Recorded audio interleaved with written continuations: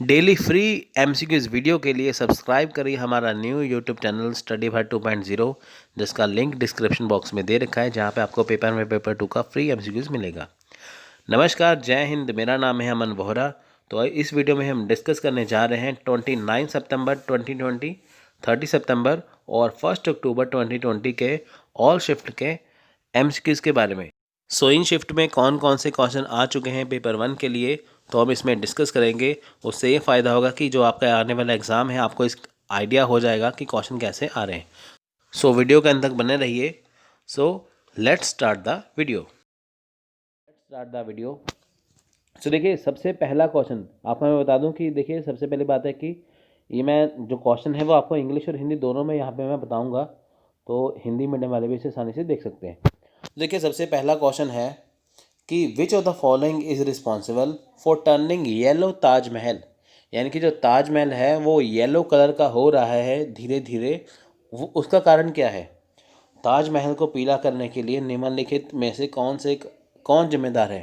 पीला करने का ये मतलब है कि जो ताजमहल सफ़ेद कलर का है ना, वाइट कलर का, वो धीरे धीरे येलो हो रहा है। कारण क्या है कि जो हमारा पोल्यूशन है, जो पोल्यूशन होता है, पोल्यूशन की वजह से क्या है कि जो धुआं होता है पोल्यूशन का, उसकी वजह से ताजमहल बहुत ज़्यादा इफ़ेक्टेड हो रहा है, बहुत ज़्यादा प्रभावित हो रहा है, जिसकी वजह से वो धीरे धीरे पीलेपन में आ रहा है।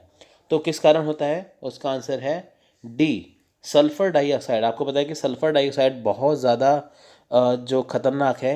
ये कैसे बनती है, देखिए, जो जो हमारे व्हीकल्स है, जो वाहन है, उनसे जो धुआं निकलता है वो धीरे धीरे करके हमारे एनवायरनमेंट में चला जाता है। जब जो पोल्यूशन होता है वो हमारे एनवायरनमेंट में चला जाता है, चले जाने के बाद क्या होता है कि जो ओजोन लेयर बनी होती है हमारे एनवायरनमेंट के ऊपर, ओजोन लेयर जो बनी होती है, ये उसके पास जाके चिपक जाता है। तो उससे क्या होता है कि उसमें जितने भी पोल्यूशन है, जितने भी जो चीज़ें हैं, वो हमारे इन्वायरमेंट को अफेक्ट करती हैं। So sulphur dioxide is most dangerous for our environment. So that's why we say कि जो येलो कलर का ताजमहल जो धीरे धीरे टर्न हो रहा है वो सल्फ़र डाइऑक्साइड की वजह से हो रहा है। सो नेक्स्ट क्वेश्चन यहाँ पे है, which of the following is a major photochemical smog. तो देखिए, फोटोकेमिकल जो स्मोक है उसका प्रमुख कौन सा कारक है। फोटोकेमिकल स्मोक आप देखेंगे कि जो फैक्ट्रियों से जो धुआं निकलता है, जो हमारे एनवायरनमेंट में जाता है, वो है फोटोकेमिकल स्मोक। यहाँ पे बात आई है स्मोक की। स्मोक आपने देखा होगा, दिल्ली में जब भी एनवायरनमेंट ख़राब होता है तो कहते हैं स्मोक आ गया। स्मोक का मतलब होता है कि स्मोक और फॉग, यानी कि स्मोक और फॉग, यानी कि धुंध और धुआं। धुंध और धुआं, उसका जो मिक्सचर है उसे बोलते हैं स्मोक। अब देखिए, स्मोक जो है वो बहुत इरिटेशन करता है, आपकी जो स्किन है उसे भी ख़राब कर देता है, आंखें जलने लगती हैं। अगर आप दिल्ली में रहते हैं या अगर आप दिल्ली जाते हैं तो आप देखेंगे वहाँ पे स्मोक हमेशा के लिए रहता है, जो बहुत ज़्यादा खतरनाक है। सो जो क्लोरोफ्लोरोकार्बन है, ये स्मोक का कारण है। क्लोरोफ्लोरोकार्बन आप हिंदी मीडियम वाले स्टूडेंट भी यहाँ पे देख सकते हैं। सो अगला क्वेश्चन है, देखिए, मैच द फॉलोइंग। आप देखिए, ये अगला क्वेश्चन है, आपको मैच द फॉलोइंग करना है इसमें से। सो आप इसे हिंदी में भी देख सकते हैं। आप देखिए, निम्नलिखित को मिलाएं, हमें इनका मिलान करना है आपस में, कोड को। तो इसका राइट आंसर है ऑप्शन नंबर बी, यानी कि एक का आएगा डी, एक का डी। सो दूसरे का आएंगे 2 का बी, सी का यहाँ पे आएगा, यानी कि 3 का आएगा ए, और 4 का यहाँ पे आएगा सी। तो ये मैच द फॉलोइंग है, इसका ये राइट आंसर है। सो नेक्स्ट एक क्वेश्चन आया था, ये 3 दिन के क्वेश्चन का मिश्रण है, तो ये इसका मिक्सचर आप देख सकते हैं। नेक्स्ट आया था question, the educational channel of IGNOU, यानी कि जो इग्नू है उसका, इग्नू मतलब Indira Gandhi national open university, Indira Gandhi national open university IGNOU, इसका एजुकेशनल चैनल कौन सा है, उसका आंसर है ज्ञान दर्शन, यानी कि जो ज्ञान दर्शन है वो इग्नू का चैनल है। कई बार क्वेश्चन वाइस वर्सा पूछ लेते हैं कि बताइए कि ज्ञान दर्शन जो है वो किसका चैनल है एजुकेशनल, वो है इग्नू का। तो ऐसे क्वेश्चन एग्जाम में आया था। सो नेक्स्ट क्वेश्चन है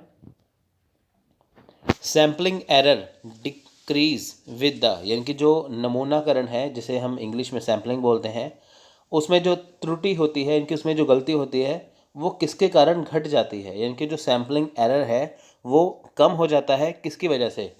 increase the sample size decreasing the sample, यानी कि जब हम सैंपल का साइज इंक्रीज करते हैं तो उसमें जो एरर है वो कम हो जाता है। अब देखिए सिंपल सी बात है कि सैंपल लेते कम है। देखिए मान लीजिए आप एक रिसर्चर हैं, आप पीएचडी कर रहे हैं। कोई भी रिसर्चर जो है अगर वो अपनी रिसर्च पूरी कर लेता है, पूरी करने के बाद क्या है उसे टेस्ट करना होता है कि जो उसने रिसर्च की है वाकई है वो बिल्कुल सही है, क्या उसमें गलती नहीं है। तो उसमें होता क्या है कि जो उसने चीज़ की हुई है तो उसको वह टेस्ट करता है एक सैंपल के तौर पे। यानी कि मान लीजिए उसने कुछ भी चीज़ की है, रिसर्च की है पूरी, मान लीजिए कि उसने नोटबंदी के ऊपर रिसर्च कर दी। रिसर्च करने के बाद अब टेस्ट करना है कि क्या वाकई उसने ट्रू फैक्ट उसमें डाले हैं। तो क्या करेगा कि वो एक सैंपल उठाएगा, एक चीज़ को उसमें से लेगा जिससे वो उसे टेस्ट करेगा। अगर वो टेस्ट पास हो गया तो उसका रिसर्च हो गया सफल, अगर वो पास नहीं हुआ तो हो गया विफल। तो इसमें सैंपल में कई बार क्या होता है एरर आ जाता है, यानी कि गलतियां बहुत ज़्यादा आ जाती हैं। होता क्या है कि जब हम छोटा सा सैंपल उठाते हैं रिसर्च में से तो उसमें बहुत सारी गलती होने का चांसेस है। लेकिन अगर हम सैंपल का साइज़ इंक्रीज़ कर देते हैं, अगर हम सैंपल का साइज़ इंक्रीज़ कर देते हैं तो उसमें गलती के चांस बहुत कम रहते हैं। सो इसी वजह से अगर आपको सैम्पलिंग एरर को कम करना है तो सैंपल का साइज़ बढ़ाना होगा, जिसकी वजह से सैम्पलिंग एरर कम हो जाता है। आप मेरा रिसर्च का वीडियो देख सकते हैं, आप हमारे चैनल की प्लेलिस्ट में जाइए, वहाँ पे मैंने पूरा रिसर्च एप्टीट्यूड कराया है। वहाँ पे मैंने हर एक चीज़ को बिल्कुल बारीकी से वहाँ पे कवर किया है। सो वहाँ पे ये सारी चीज़ें कवर हुई हैं। अगर आपने पहले ये पढ़ा हुआ है तो आपको ये क्वेश्चन बहुत आसान लगेगा। सो next we will discuss about question number 6. So the question is fire is cold because it is a substance, which type of logic is it? यहाँ पे लॉजिक आएगा LOGIC। देखिए आग ठंडी है क्योंकि यह एक पदार्थ है जो कि किस प्रकार का तर्क है। आप देखिए ये तर्क है, तो ये कौन सा तर्क है? ये तर्क है बधित। देखिए लॉजिकल रीजनिंग में जो था ना वो प्रमाण प्रत्यक्ष वगैरह इंडियन लॉजिक, ये उसका क्वेश्चन है। तो उन्होंने ये पूछा है कि आग ठंडी है क्योंकि ये पदार्थ है, ये किसका तर्क है? ये है बधित का। नेक्स्ट है teachers role in higher education learning is, यानी कि जो उच्च शिक्षा सीखने में शिक्षक की क्या भूमिका है। यानी कि जो टीचर का रोल होता है हायर एजुकेशन में सिखाने के लिए वो क्या है? उसका आंसर है प्रमोट सेल्फ लर्निंग इन स्टूडेंट, यानी कि छात्रों को स्व शिक्षा को बढ़ावा देना। अब देखिए एक स्कूल है, कॉलेज है, कुछ भी है, वहाँ पे टीचर जब बच्चों को पढ़ाते हैं तो उनका मेन काम क्या होता है कि वो बच्चों में आदत डालते हैं सेल्फ लर्निंग के लिए। तभी तो देखिए जैसे हम स्कूल में पढ़ते थे या जैसे बच्चे स्कूल में पढ़ते हैं, कॉलेज में पढ़ते हैं, तो टीचर उनको घर के लिए काम देते हैं, उनका टेस्ट देते हैं कि जो उन्होंने पढ़ाया है वो उसे खुद से पढ़े कि ताकि जो उन्होंने पढ़ा है वो स्टूडेंट के दिमाग में बैठ जाए। सो इसी वजह से जो टीचर का मेन रोल क्या होता है कि स्टूडेंट में सेल्फ लर्निंग को प्रमोट करना। So this is the right answer. So next question is match the following. अब देखिए यहाँ पे आपको मैच द फॉलोइंग करना है natural number, whole number, integer और प्राइम नंबर को। आप सभी को पता है कि ये कौन कौन से नंबर होते हैं, तो बिल्कुल सिंपल सा क्वेश्चन था, आप आसानी से इसे कर सकते हैं। तो देखिए इसका आंसर है ऑप्शन नंबर बी, यानी कि 1B 2C 3A 4D। सो आप इसे मैच कर सकते हैं। देखिए 1 का B, 2 का C, 3 का है और 4 का D। तो ये होते हैं नंबर्स। सो ये हिंदी में है। So next is full form of GIF। आप देखिए सभी व्हाट्सएप चलाते होंगे, आपको वहाँ पे एक ऑप्शन मिलता है GIF का। अब वो GIF होता क्या है? एक छोटा सा क्लिप होता है ना, जैसे कोई थंब इंप्रेशन दे रहा है तो वो ग्रिप GIF हो गया। GIF का मतलब क्या है? Graphic interchange format. Graphic interchange प्रारूप हिंदी में, तो इंग्लिश में कहते हैं ग्राफिक इंटरचेंज फॉर्मेट। तो ये है इसकी फुल फॉर्म। ये क्वेश्चन देखिए सारे आ चुके हैं, जो मैंने आपको करवाया था अपने कोर्स में, आप हमारे यूट्यूब चैनल पे वीडियो देख सकते हैं। ये सारे ही क्वेश्चन उसमें से लगभग आ चुके हैं। मैं आपको तभी कहता हूँ, अगर आप पेपर 1 की तैयारी कर रहे हैं, 50 क्वेश्चन में से 40+ MCQs आपके जो है वो हमारी वीडियो से निकलेंगे, तो आप उसे आसानी से कर सकते हैं। तो ये सारे क्वेश्चन उसी में से हैं। सो नेक्स्ट क्वेश्चन है, what is the name of national super computing mission, यानी कि राष्ट्रीय सुपर कंप्यूटिंग मिशन का नाम क्या है। अब देखिए नेशनल लेवल पे क्या है, सुपर कंप्यूटिंग मिशन चलाया गया है, उसका नाम क्या है। तो उसका राइट आंसर है परम शिवाय। इसका राइट आंसर है। तो नेक्स्ट क्वेश्चन है MP3 की फुल फॉर्म क्या है। आप देखिए MP3 का मतलब होता है ऑडियो, ठीक है। जब भी हम ऑडियो सुनते हैं तो हम बोलते हैं उसे MP3 की फुल फॉर्म क्या है, MPEG, यानी कि ऑडियो लेयर 3। MP3 की फुल फॉर्म क्या है, MPEG ऑडियो लेयर 3। तो MP3 की फुल फॉर्म क्या हो गई, MPEG ऑडियो लेयर 3। यानी कि जहाँ पे भी MP4 की बात आती है, जहाँ पे अगर लिखा हो MP4, समझो वो वीडियो की बात कर रहा है। अगर MP3 हो तो वो बात कर रहा है ऑडियो की। अगर आप यूट्यूब पे सर्च करेंगे MP3 तो देखना वो आपको ऑडियो सॉन्ग दिखाएगा। अगर आप करेंगे सर्च MP4 तो आपको वो वीडियो शो करेगा। So that's we call MP3 MPG audio layer 3। So next question है, ये बिल्कुल बच्चों वाला क्वेश्चन है, आया था एग्जाम में। What is the brain of the computer, CPU, ठीक है, सेंट्रल प्रोसेसिंग यूनिट। तो कंप्यूटर का ब्रेन इसे हम कहते हैं। तो नेक्स्ट है, DOC की फुल फॉर्म क्या है। DOC की फुल फॉर्म है डॉक्यूमेंट। देखिए अगर आप कोई भी चीज़ कंप्यूटर में सेव करते हैं तो आपको यहाँ पे ऑप्शन मिलता है .doc। DOC का मतलब होता है डॉक्यूमेंट, आप इसकी शॉर्ट फॉर्म कह सकते हैं DOC। सो नेक्स्ट क्वेश्चन है, फाइल एक्सटेंशन मैच। आप देखिए फाइल एक्सटेंशन मैच करिए, आपको इनको मैच करना है। जैसे देखिए मैंने आपको अभी ऊपर बताया है कि जो ऑडियो होता है वो हमेशा ही MP3 होता है, यानी कि MP3 का मतलब क्या है, ऑडियो। तो देखिए सबसे पहले यहाँ पे ऑप्शन है audio MP3, video .jpeg, image DOC या डॉक्यूमेंट MP4। देखिए इसमें से फाइल कौन सी मैच कर रही है, ऑडियो MP3 की। बाकी सारी चीज़ें देखिए मैच नहीं करती आपस में, तो इसलिए ऑडियो मैच करती है। क्योंकि देखिए जो वीडियो है वो MP4 है, ऑडियो MP3 है, इमेज जो है वो JPG है और डॉक्यूमेंट यानी कि DOC। सो इस तरह के क्वेश्चन एग्जाम में आते हैं, तो आपको ये आसानी से आप इसे कर सकते हैं। तो आप ये हिंदी में भी देख सकते हैं क्वेश्चन। सो नेक्स्ट है, देखिए यहाँ पे MP4 की फुल फॉर्म क्या है। अभी मैंने आपको बताया था MP4 का मतलब होता है वीडियो, यानी कि MPEG4 AVC, यानी कि advance video coding. MPEG4 AVC advance video coding, MP3 audio और MP4 वीडियो। नेक्स्ट क्वेश्चन है क्वेश्चन नंबर 16। सो BDHJNP, सो इसके बाद क्या नंबर आएगा, तो इसका आंसर है T। अब देखिए है क्या, यहाँ पे देखिए लिखा है ना BD, B4 D4, B2 D4, H8 J10, N14 P16 T20। अब देखिए है क्या, आप देखेंगे B और D यहाँ पे लिखा है, बीच में एक ऑप्शन छोड़ा है, यहाँ पे आएगा C। उसके बाद देखिए D के बाद सीधे ही यहाँ पे लिखा है H। अब देखिए D है 4 नंबर पे, H है 8 नंबर पे, तो यहाँ पे कितने नंबर मिसिंग है, 5, 6 और 7, यानी कि E, F और G। उसके बाद अगर हम बात करें तो H के बाद क्या है, J। तो H के बाद क्या है, J, इसमें एक ही चीज़ है मिसिंग, I, ठीक है। आप देखें यहाँ पे फॉर्मेट चल क्या रहा है, यहाँ पे फॉर्मेट ये चल रहा है कि पहली जो ऑप्शन है वहाँ पे आपको 1 नंबर का गैप है, दूसरी पे 3 नंबर का गैप है, उसके बाद फिर 1 नंबर का गैप है, फिर 3 नंबर का गैप है।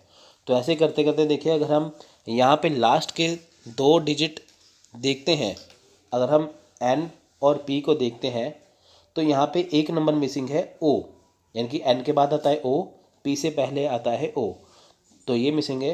अब यहाँ पे क्या है, हमें 3 का ऑप्शन देना है, या कि अगर हम 3 इसमें मिक्स करें, P के बाद आएगा Q, फिर R, फिर आएगा S, तो नेक्स्ट क्या आएगा T। तो दैट्स वाई यहाँ पे आंसर आया T। यहाँ पे 1 और 3 का डिफरेंस चल रहा था ना, N और P में 1 का डिफरेंस आ गया, अब हमें 3 का डिफरेंस लेना था, तो हमने P में 3 ऐड किए तो हमारा आ गया T, यानी कि T इसका राइट आंसर। सो नेक्स्ट है क्वेश्चन, देखिए कितना आसान यहाँ पे पूछा है। यूजीसी एक्ट, यूजीसी का एक्ट कौन सा है, तो वो है 1956। तो आप इसे हर बार देखते ही हैं, जब भी आप कोई वेबसाइट चेक करते हैं यूजीसी की, आपको वहाँ पे आसानी से मिल जाता है।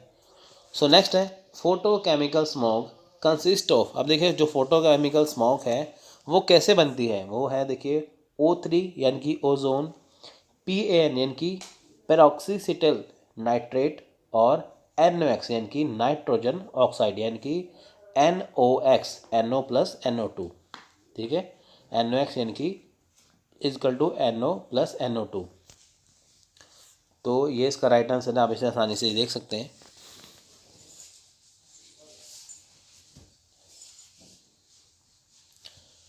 स्मोक में आप देखिए हमेशा ही 2 चीज़ें कॉमन होती हैं, PM2.5 और PM10।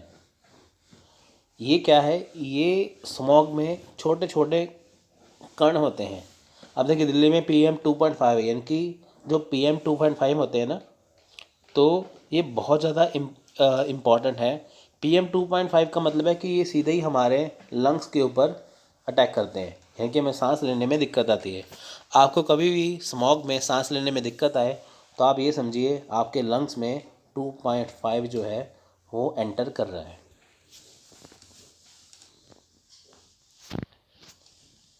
सो नेक्स्ट क्वेश्चन है which of the following disease are caused by smog.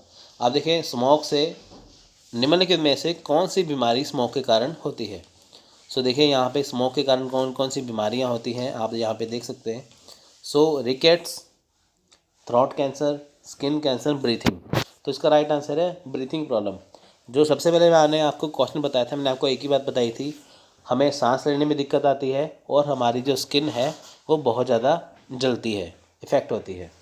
तो स्मॉग में क्या होता है, हमेशा हमें सांस लेने में दिक्कत आती है। अगर आप दिल्ली में रहते हैं या आप दिल्ली जाते हैं तो आपको वहाँ पे स्मोक के कारण सांस लेने में दिक्कत आएगी, ब्रीथिंग प्रॉब्लम।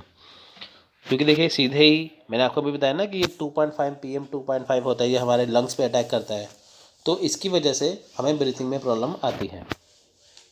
सो इसका राइट आंसर है ऑप्शन नंबर 4, यानी कि डी का 1, 2 और 4। सो नेक्स्ट देखिए यहाँ पे क्वेश्चन है, क्वेश्चन नंबर 20। यहाँ पे नंबर दिया हुआ है, यहाँ पे आपको 11, 24, 50, 102, 206 और आगे क्या आएगा। तो इसका राइट आंसर है 414, यानी कि 414। अब ये आया कैसे, देखिए पहली बार अगर हमें यहाँ पे दिया है 11 को अगर हम 2 से मल्टीप्लाई करते हैं 11 को, तो उसका आता है आंसर 22।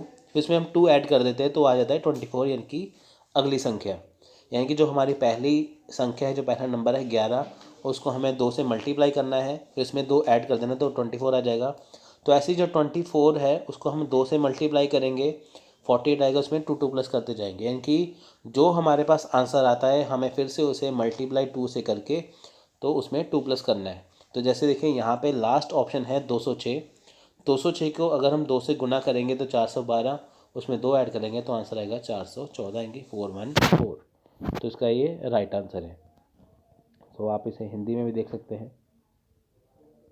सो नेक्स्ट ये तो वही वाला क्वेश्चन आ गया कि JF की फुल फॉर्म क्या है, कि ग्राफिक इंटेलिजेंट फॉर्मेट, कि ग्राफिक बदलाव प्रारूप। सो नेक्स्ट क्वेश्चन है यहाँ पे JPEG और JPG फुल फॉर्म क्या है। JPEG की फुल फॉर्म है joint photographic experts group, joint photographic experts group, यानी कि फोटोग्राफी संबंधी विशेषज्ञों का संयुक्त समूह। ये हिंदी में है, ये ऊपर इंग्लिश में है।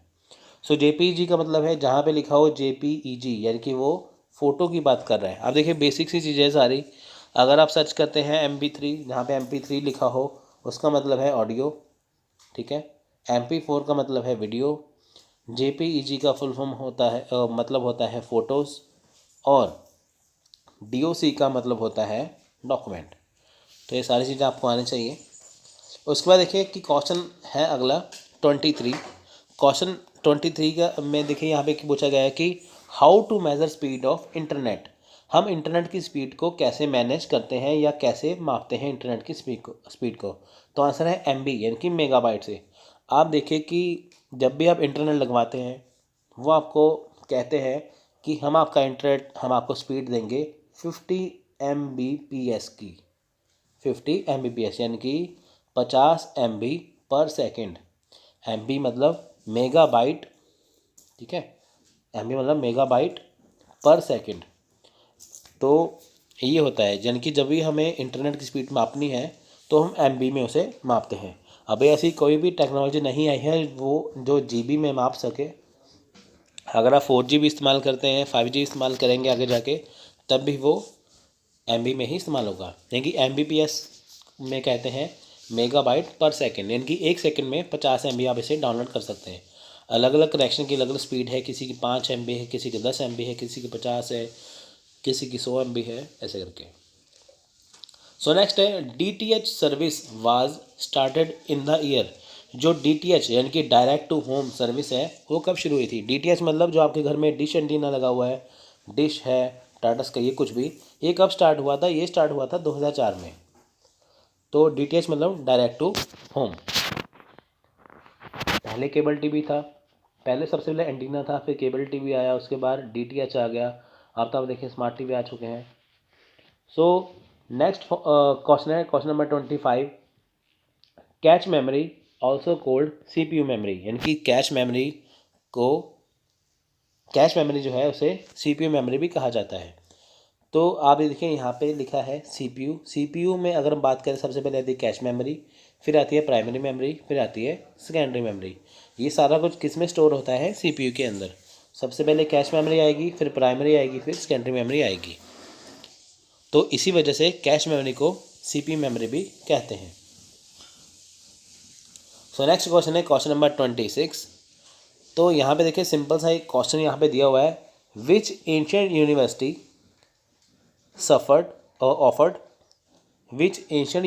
Offered special subject Vajrayana Buddhism, यानी कि किस प्राचीन विश्वविद्यालय ने विशेष विषय वज्रायन बुद्धिज्म की पेशकश की, है कि शुरुआत इसकी किसने की। अब देखिए ऐसी कौन सी यूनिवर्सिटी है जो वज्रायन बुद्धिज्म का सब्जेक्ट जो है वो ऑफ़र करता है। तो उसका आंसर है जगदाला यूनिवर्सिटी। जगदाला यूनिवर्सिटी जो है वो एक यूनिवर्सिटी है जो वज्रायन बुद्धिज्म की जो सब्जेक्ट है उसे वो ऑफ़र कर रहा है। सो आप देखिए ये बुद्धिज्म को फिर से रिक्रिएट करने की बात यहाँ पे हो रही है। तो यहाँ पे एक यूनिवर्सिटी है जगदाला जिसने इसकी शुरुआत की है। नेक्स्ट क्वेश्चन है आपका इसमें आपका एक क्वेश्चन मैं देता हूँ। आपको ये बताना है कि जो जगदाला यूनिवर्सिटी है ये कहाँ पे पड़ती है। जगदाला यूनिवर्सिटी है वो कहाँ पे है, वो कौन सी स्टेट में है, कौन से शहर में। तो आप इसका आंसर मेरे को कमेंट बॉक्स में लिख के बताइए। Main source of energy in thermal plant, यानी कि जो थर्मल प्लांट है उसमें जो ऊर्जा का मुख्य स्रोत क्या है। तो उसका राइट आंसर है कोयला, यानी कि यूरेनियम या कोयला। ठीक है, जो थर्मल प्लांट होता है इसमें सोर्स एनर्जी का मेन सोर्स है वो है यूरेनियम या कोयला। थर्मल प्लांट मतलब जहाँ पे बिजली बनती है, जहाँ पे बिजली बनती है वो कोयले से या यूरेनियम से वहाँ पे बनती है। ठीक है, तो थर्मल प्लांट में एनर्जी का मेन सोर्स तो कोयला हो गया। सो नेक्स्ट क्वेश्चन है क्वेश्चन नंबर 28। सो देखिए यहाँ पे आपको यहाँ पे नंबर दिए हुए हैं कि 4, 12, 28, 52। अगली संख्या कौन सी है, अगली संख्या है 84।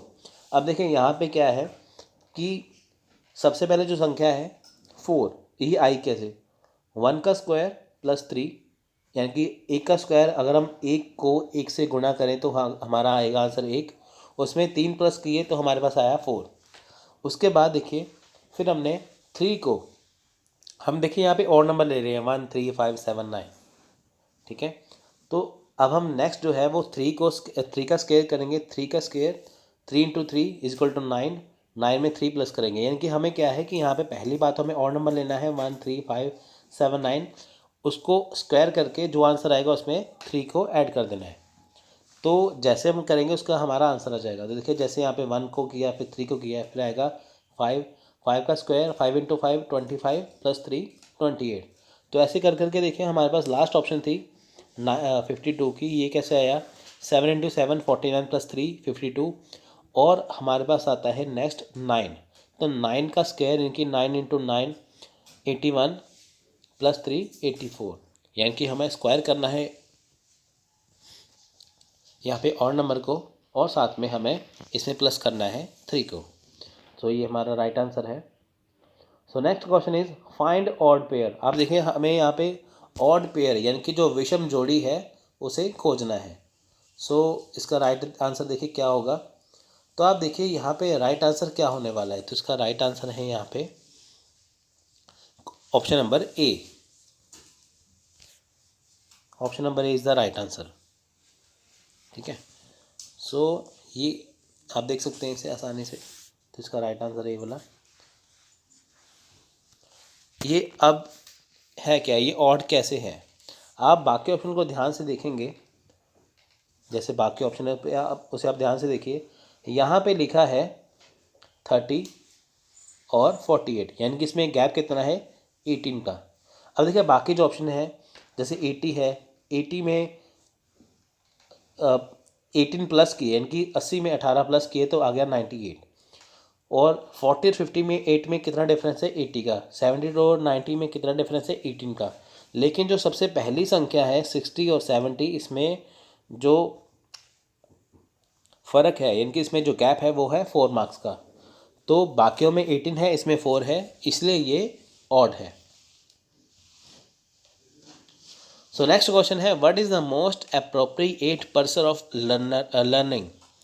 यानी कि सीखने का सबसे उपयुक्त उद्देश्य क्या है। What is the most appropriate purpose of learning. तो इसका आंसर है मॉडिफिकेशन बिहेवियर, संशोधन व्यवहार। अब देखिए मॉडिफिकेशन बिहेवियर होता क्या है। सबसे पहले देखिए कि जैसे मान लीजिए एग्जांपल के तौर पे आप किसी स्कूल में पढ़ने गए और बच्चों को ज़्यादातर दिक्कत आती है मैथ्स में। अब देखिए मैथ्स में दिक्कत आती है तो उनका बिहेवियर हो जाता है चेंज। बिहेवियर चेंज का मतलब क्या है कि उनको मैथ से चिढ़ होने लगती है कि उनको जो चीज़ आती नहीं है वो उससे दूर भागते हैं। लेकिन कोई स्कूल में ऐसा टीचर आ जाए जो मैथ इतनी आसानी से करवा दे, तो जिस बच्चे को मैथ्स नहीं आता वो भी उसमें इंटरेस्ट लेने लगेगा। यानी कि इंटरेस्टिंग तरीके से अगर टीचर किसी स्कूल में किसी पढ़ाई को करवाता है और जो बच्चों को चीज़ समझ में नहीं आती लेकिन इंटरेस्टिंग तरीके के बाद उसे समझ में आने लगती है, तो वो कहते हैं मॉडिफिकेशन बिहेवियर। यानी कि जो उसका पहला बिहेवियर था वो सोचता था कि उसे कुछ नहीं आता, ना ही आएगा, लेकिन अब उसे लगने लग गया कि हाँ उसे आने लगा है, वो अभी वो कर सकता है। सो लर्निंग का पर्पस हमेशा क्या होता है, बिहेवियर को मॉडिफाई करना, यानी कि जो हमारे मन में चीज़ है उसको चेंज कर देना। उसके बाद देखिए क्वेश्चन नंबर है 31, ये लास्ट क्वेश्चन है इस वीडियो का। If animal is coded LAIMNA then in the same way circle will be coded as. यानी कि यदि हम एनिमल को लेमिना के रूप में लिखते हैं उसी तरह सर्कल को हम क्या करेंगे। तो देखिए यहाँ पे देखते ही इसका आंसर बनता है। आप देखिए यहाँ पे इन्होंने क्या किया हुआ है, जो एनिमल है यानी कि जो एनिमल है वो कैसे लिखा है। तो देखिए सबसे पहले एनिमल को इन्होंने उल्टा करके लिखा है। अगर आप यहाँ पे गौर करेंगे ANMIL को, तो ये उल्टा है यानी कि ANIMAL। ठीक है, आप यहाँ पे देख सकते हैं, इसमें आप देख सकते हैं ANIMAL, यानी कि अगर आप इसे एनिमल को उल्टा पढ़ेंगे तो यहाँ पे ये ऐसे लिखा है। अगर हम सर्कल को उल्टा लिखें तो कैसे लिखेंगे वो, तो देखिए सबसे पहले C लिखेंगे, फिर हम I लिखेंगे, फिर हम R लिखेंगे, फिर हम C, फिर L, फिर E। तो इसका राइट आंसर क्या हो गया, ऑप्शन नंबर बी। यानी कि एनिमल को उल्टा लिखा है तो हम सर्कल को भी उल्टा लिखेंगे तो ये हमारा आंसर आ जाएगा। सो ये थे हमारे आज के क्वेश्चन, जिसमें मैंने 3 दिन कवर किए हैं। 29 सितंबर, 30 सितंबर और 1 अक्टूबर को मैंने यहाँ पे ऐड कर लिया है, इसके क्वेश्चन ऐड कर दिए हैं। ये मोस्ट इंपॉर्टेंट क्वेश्चन इसमें मैंने ऐड किए हैं। तो अगर आप एग्ज़ाम की तैयारी कर रहे हैं, अगर अच्छी तैयारी करना चाहते हैं, तो आप इस क्वेश्चन का लेवल देख सकते हैं। तो आसानी से आप 40+ कैम्प्स के टारगेट कर सकते हैं। सो अगर आपको बिल्कुल फ्री में तैयारी करनी है तो आप हमारे चैनल की प्लेलिस्ट में जाइए, वहाँ पे आप इसकी तैयारी अच्छे से कर सकते हैं। आप आसानी से MCQs कर सकते हैं एग्ज़ाम में। सो मिलते हैं अगली वीडियो में। तब तक के लिए धन्यवाद, थैंक यू। जय हिंद, जय भारत।